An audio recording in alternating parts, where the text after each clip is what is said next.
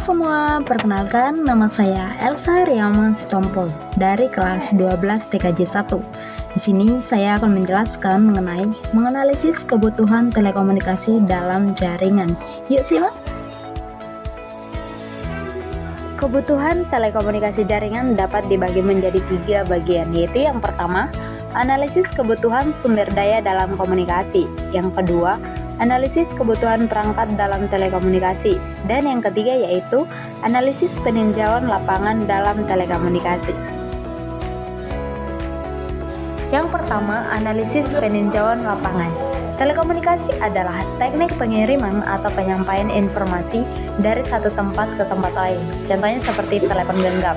Telepon genggam merupakan media telekomunikasi dua arah yang bisa menyampaikan dan merespon informasi saat bersamaan.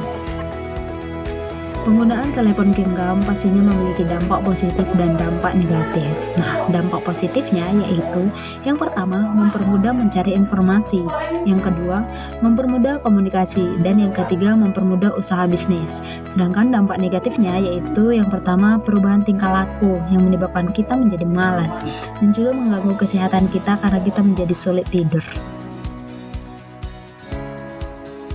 2. Analisis kebutuhan sumber daya dalam telekomunikasi. A. Jaringan kabel LAN. Fungsi jaringan adalah untuk berbagi sumber daya yang dimiliki dan untuk berkomunikasi secara elektronik.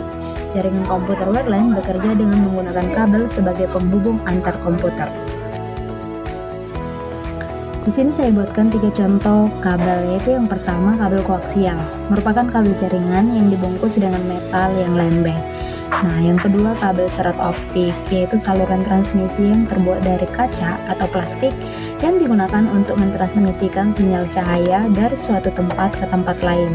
Dan yang ketiga yaitu twisted pair, yaitu sebuah kabel yang dua konduktornya digabungkan dengan tujuan untuk mengurangi gangguan elektromagnetik. Jaringan tanpa kabel atau wireless. Wireless adalah jaringan tanpa kabel atau disebut juga nirkabel yang memanfaatkan udara sebagai media transmisi untuk mengantarkan gelombang elektromagnetik. Nah, jaringan dengan modem merupakan perangkat keras atau jaringan komputer yang berfungsi untuk menghubungkan lokal area network dengan jaringan internet.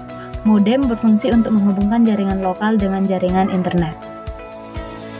Yang terakhir, jaringan dengan satelit.